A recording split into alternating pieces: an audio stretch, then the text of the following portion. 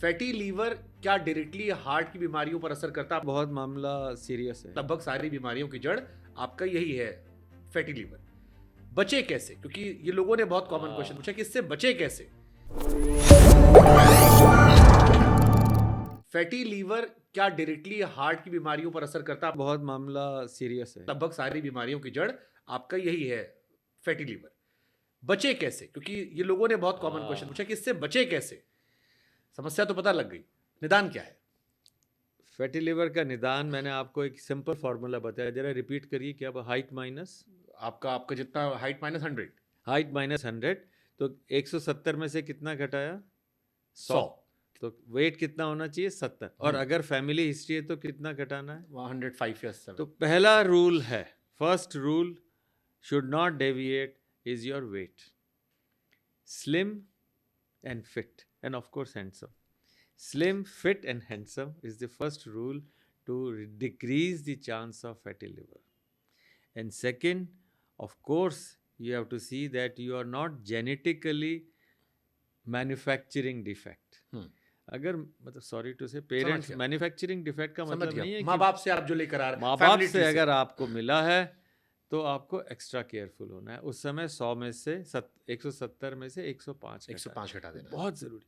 फिर उसके बाद में अपनी वेस्ट कहाँ होती है जरा बताइए आप। हाँ, ये हिप और ये वेस्ट। तो फीमेल्स में वेस्ट और हिप का रेशो कहते हैं पतली कमरिया, वही पतली कमरिया वाला हाल है। तो अगर आपकी वेस्ट और हिप का रेशो 0.7 फीमेल में, मतलब 28 इंच की कमर और 40 की वेस्ट, तो कितना हुआ?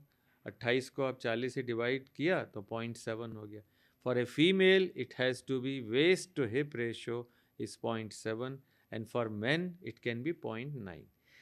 तो इसका मतलब क्या हुआ? जब नेक्स्ट टाइम आप कपड़े खरीदने जाएंगे तो आप याद रखिएगा इसको कि do not fit jeans on to you. यार मुझे वो 40 वाली वेस्ट वाली देना, fit into the jeans. Super. Fit into the jeans. A man with a waist of more than 90 centimeter is unhealthy.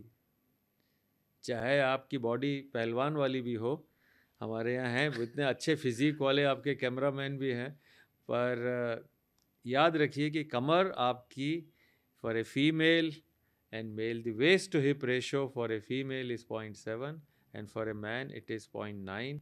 For a female the waist should not go above 80 centimetre. 80 centimetre से ऊपर की jeans नहीं खरीदनी। दर्जी को कह दीजिएगा कि अगर मैं कहूँ तो भी मत बनाना मेरे लिए। और मेल की किसी हालत में 90 से नहीं। और मैंने पहले आपको बताया ना, मैं एक बहुत मेरे दिल के करीब एक बात है, एक पॉडकास्ट नाइयों के लिए, बार्बर्स के लिए कर दीजिए। कर देंगे 100%।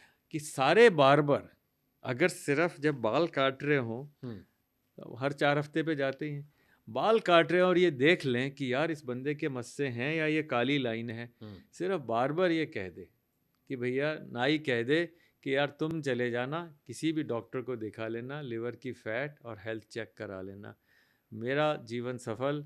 और भारत के अंदर सब लोग डॉक्टर बन जाएंगे, किसी को डॉक्टर सरीन की ज़रूरत नहीं। मैं ये क्लिप काट के देश के सारे नाइयों को टैग करूंगा, बिल्कुल करूंगा। बिल्कुल नाइयों को टैग करना है, क्योंकि और दर्जियों को भी। हाँ। कि मत बनाना तुम जीन, वो कहता रहने दो उसको, जब तक फिट नहीं होगे तो मैं कपड़े नए नहीं मिलेंगे, पुराने में घूमो।